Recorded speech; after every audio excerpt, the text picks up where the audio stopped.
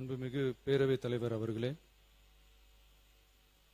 நமது அரசால் பெண்கள் பயன்பெறும் வகையில் அவர்களின் முன்னேற்றத்திற்காகவும் பாதுகாப்பிற்காகவும் பல்வேறு திட்டங்கள் தீட்டப்பட்டு இதுவரை சிங்கப்பெண் சிறப்பு அதிரடிப்படை திட்டம், தாய்மாமன் தங்கமோதிர திட்டம், வெற்றி மகளிர் ஆடுகள் வளர்ப்பு திட்டம், அண்ணனின் சீர்திட்டம் போன்ற திட்டங்கள் அறிவிக்கப்பட்டு அதற்கான நிதி ஒதுக்கீடும் செய்யப்பட்டு நடைமுறைப்படுத்த நடவடிக்கைகள் மேற்கொள்ளப்பட்டு வருகிறது. மேலும் நமது அரசு மக்களின் வாழ்வாதார முன்னேற்றத்தினை முதன்மை நோக்கமாக கொண்டு வெற்றி தொலைநோக்கு திட்ட ஆவணத்தினை வெற்றி விஷன் டாக்குமெண்ட் வெளியிட்டுள்ளது. அந்த திட்ட ஆவணத்தின் அடிப்படையில் இலக்கு நிர்ணயம் செய்து பல்வேறு திட்டங்கள் அடுத்து வருகின்ற 1ஆம், 3ஆம் மற்றும் 5ஆம் ஆண்டிற்குள் நிறைவேற்றத்தக்க திட்டங்களாக வகைப்படுத்தப்பட்டுள்ளது. சிறப்பினமாக பெண்கள் பயன்பெறும் வகையில் பல்வேறு திட்டங்களுக்கு செயல் வடிவம் கொடுத்து இவ்வரசு நிறைவேற்றும். கடந்த 4 மாதங்களாக வளைகுடா பகுதியில் நிலவி வரும் போர் சூழல் காரணமாக எரிவாயு சிலிண்டர் கிடைப்பதில் தட்டுப்பாடு நிலவி வருகின்றது. இதனால் மாற்று எரிபொருளை பயன்படுத்தி வருவதாலும் எரிவாயு சிலிண்டர் விலை உயர்வினாலும் பொதுமக்கள் தங்களது வருவாயிலிருந்து கூடுதலான தொகையினை செலவிட்டு இன்னலுக்கு ஆளாகி வருகின்றனர். இதனை கருத்தில் கொண்டு நிதி நெருக்கடியான சூழலிலும் பொதுமக்களின் நிதி சுமையினை குறைக்கும் வகையிலும் பொதுமக்களின் நலனை பாதுகாக்கவும் மக்களுக்கு அளித்த வாக்குறுதியை நிறைவேற்றும் நோக்கிலும் எரிவாயு சிலிண்டருக்காக செலவழிக்கப்பட்டு வரும் தொகையினை அவர்களுக்கு வழங்க அரசு முடிவு செய்துள்ளது.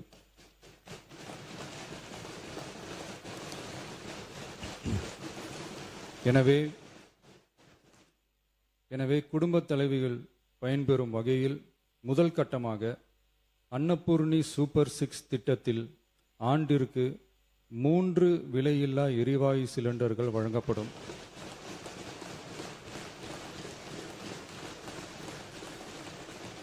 எரிவாயு சிலிண்டருக்கான விலை பயனாளிகளின் வங்கி கணக்கில் நேரடியாக வரவு வைக்கப்படும். இத்திட்ட பயனாளிகள் எரிவாயு சிலிண்டர் பதிவு செய்து சிலிண்டர் பெற்றவுடன் எண்ணெய் நிறுவனங்களிடமிருந்து பட்டியல் பெற்று சிலிண்டருக்கான விலை பயனாளிகளின் வங்கி கணக்கில் வரவு வைக்கப்படும். இத்திட்டத்தினால் சுமார் 1,30,16,104 குடும்பங்கள் பயனடைவார்கள். அதாவது ஆண்டு வருமானம் ரூபாய் 2.5 லட்சத்திற்கு மிகாமல் உள்ள பொருளாதாரத்தில் பின்தங்கியுள்ள குடும்பத்தினர், சிறு குறு விவசாய குடும்பத்தினர், மாற்றுத்திறனாளி குடும்பத்தினர் போன்ற சமூகத்தில் உள்ள நலிந்த குடும்பத்தினர் பயனடைவார்கள். இத்திட்டத்தினை செயல்படுத்துவதற்கான ஆயத்த பணிகள் துவங்கப்பட்டுள்ளது. இத்திட்டம் வரும் பொங்கல் பண்டிகை ஜனவரி மாதம் முதல் செயலாக்கத்திற்கு கொண்டு வரப்படும்.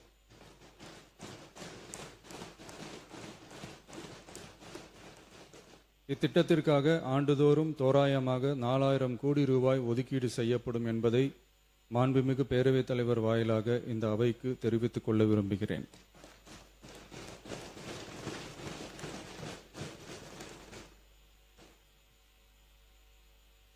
மாண்புமிகு பேரவைத் தலைவர் அவர்களே, சென்னையில் உள்ள மீனம்பாக்கம் விமான நிலையம் இந்திய விமான நிலையங்கள் ஆணையத்தால் AAI இயக்கப்படுகிறது.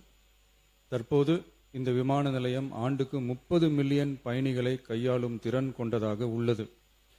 வளர்ந்து வரும் சென்னை மாநகரத்தின் தேவைகளை கருத்தில் கொண்டும் பயணிகளின் வசதிகளை கருத்தில் கொண்டும் தொழில் வளர்ச்சியினை கருத்தில் கொண்டும் சரக்கு போக்குவரத்தை அதிகரிக்கும் வகையிலும் புதிய விமான நிலையம் அமைப்பதற்கான தேவை ஏற்பட்டு உள்ளது. புதிய விமான நிலையம் அமைப்பதற்கு தேர்வு செய்யப்படும் இடம் பெரிய அளவில் விவசாயிகளை பாதிக்காத வகையிலும் அதிக அளவில் குடியிருப்புகளை அகற்றாத வகையிலும் அமைய வேண்டும். ஆனால் முந்தைய அரசு விவசாயிகளை பெரிய அளவில் பாதிக்கும் வகையிலும் குடியிருப்புகளை அதிக அளவில் அகற்றும் வகையிலும் விமான நிலையத்தை அமைப்பதற்கான முயற்சிகளை மேற்கொண்டது.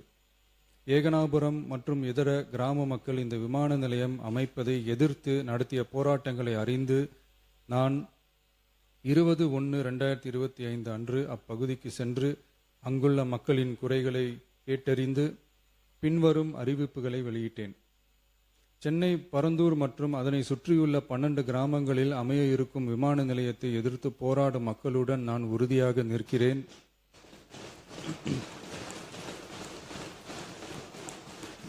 நீண்ட நாட்களுக்கு மேலாக இந்த திட்டத்திற்கு எதிராக போராடி வரும் விவசாயிகளுக்கு எனது ஆதரவை தெரிவித்துக் கொள்கிறேன். விவசாயிகளே நாட்டின் முதுகெலும்பு. இந்த விவசாய நிலங்களை பாதுகாக்க இந்த மக்கள் போராடி வருகிறார்கள்.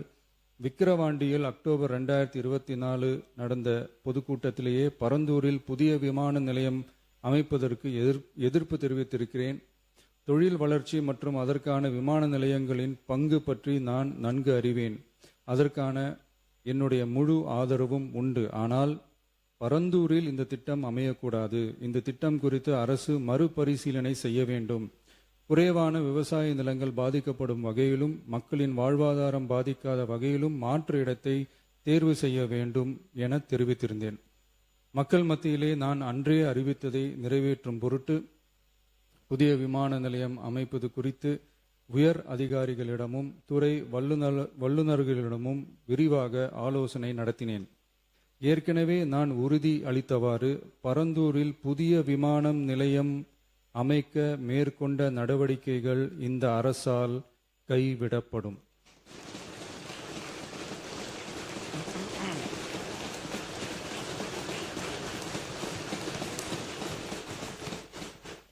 துறை சார்ந்த வல்லுநர்கள் மற்றும் கல்வியாளர்கள் ஆகியோர்களிடம் கலந்தாலோசித்து விவசாய நிலங்கள் மற்றும் குடியிருப்புகளுக்கு பெரிய அளவில் பாதிப்பு ஏற்படாதவாறு புதிய விமான நிலையம் அமைப்பதற்கான பொருத்தமான சில மாற்று இடங்கள் தேர்வு செய்யப்பட்டுள்ளன. அவ்விடங்களில் தொழில்நுட்ப ரீதியான சாத்தியக்கூறுகளை சம்பந்தப்பட்ட துறைகள் மூலம் விரிவான ஆய்வு மேற்கொண்டு புதிய விமான நிலையத்திற்கான இடம் விரைவில் இறுதி செய்யப்படும். இதற்கிடையில் சென்னை மீனம்பாக்கம் விமான நிலையத்தை மேலும் விரிவாக்கம் செய்து அதன் வடமேற்கு பகுதியில் ஆண்டுக்கு கூடுதலாக 20 மில்லியன் பயணிகளை கையாளக்கூடிய டெர்மினல் 5 என்ற புதிய பயணிகள் முனையம் அமைக்க ஏர்போர்ட்ஸ் அத்தாரிட்டி ஆஃப் இந்தியாவுடன் இணைந்து அணுகுசாலை மற்றும் மேம்பாலம் அமைப்பதற்கான நடவடிக்கைகள் மேற்கொள்ளப்படும். சென்னை மீனம்பாக்கம் விமான நிலையத்தில் தற்போது நடைபெற்று வரும் டெர்மினல் 3 பயணிகள் முனையம் கட்டுமான பணிகள் முடிவுற்ற பின் ஆண்டுக்கு 35 மில்லியன் பயணிகளை கையாளக்கூடியதாக இருக்கும். மேலும் புதிய டெர்மினல் 5 பயணிகள் முனையம் செயலாக்கத்திற்கு பிறகு ஆண்டுக்கு மொத்தம் 55 மில்லியன் பயணிகளை கையாளக்கூடியதாக இவ்விமான நிலையம் இருக்கும்.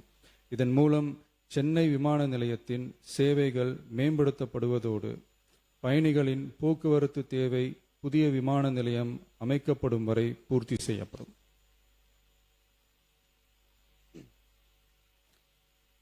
மாண்புமிகு பேரவைத் தலைவர் அவர்களே, ஒரு மாநிலத்தின் உண்மையான முன்னேற்றம் என்பது அதன் பொருளாதார வளர்ச்சியால் மட்டுமல்ல, பெண் கல்வி, வேலைவாய்ப்பு, மருத்துவம், வணிகம் மற்றும் சமூக வாழ்வின் அனைத்து தளங்களிலும் சுதந்திரமாகவும் பாதுகாப்பாகவும் பங்கேற்கும் வாய்ப்புகளாலும் அளவிடப்படுகிறது.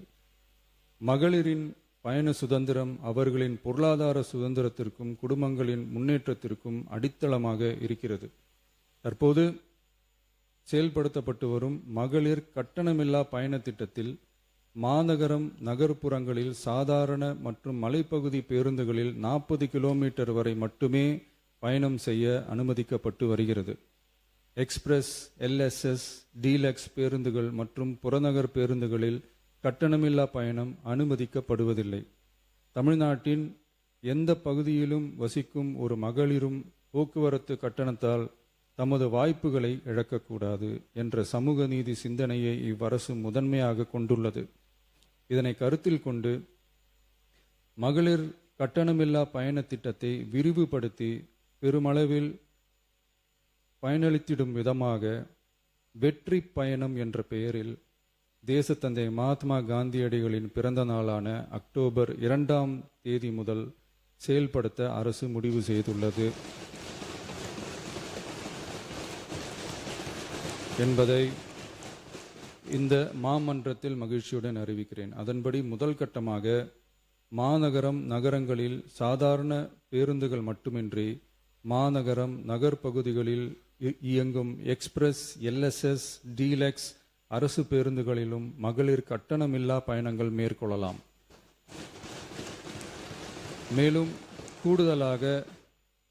மேலும் கூடுதலாக மாவட்டங்களுக்கிடையே பயணம் மேற்கொள்ள ஏதுவாக புறநகர் மற்றும் மலைப்பகுதிகளில் சாதாரண கட்டண பேருந்துகளிலும் மகளிர் கட்டணமில்லா பயணங்கள் மேற்கொள்ளலாம்.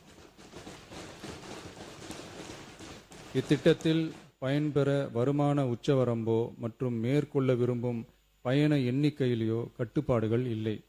வெற்றி பயண திட்டம் இதர சேவைகளிலும் படிப்படியாக விரிவுபடுத்தப்படும். இதன் மூலம் மாநிலம் முழுவதும் மகளிருக்கான எளிதில் அணுகக்கூடிய பொது போக்குவரத்து வசதி பெருமளவில் கிடைக்கும்.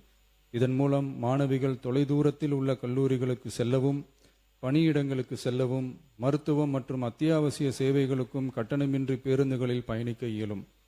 மாண்புமிகு பேரவைத் தலைவர் அவர்களே, வெற்றி பயணம் என்பது கட்டணமில்லா ஒரு பேருந்து பயணம் மட்டுமல்ல, ஒரு மாணவியின் கல்வி, ஒரு தொழிலாளியின் வேலைவாய்ப்பு, ஒரு தாயின் குடும்ப பொறுப்பு, ஒரு தொழில் முனைவோரின் முன்னேற்றம் போன்றவற்றை உறுதி செய்யும் சமூக முதலீடாகும். தமிழ்நாட்டின் எந்த பகுதியில் வாழ்ந்தாலும் மகளிரின் இயக்க சுதந்திரத்திற்கும் பொருளாதார முன்னேற்றத்திற்கும் அரசு உறுதுணையாக இருக்கும். இத்திட்டத்தின் கீழ் திருநரும் டிரான்ஸ்ஜெண்டர் கட்டணமில்லா பயணங்கள் மேற்கொள்ளலாம். வெற்றி பயணம்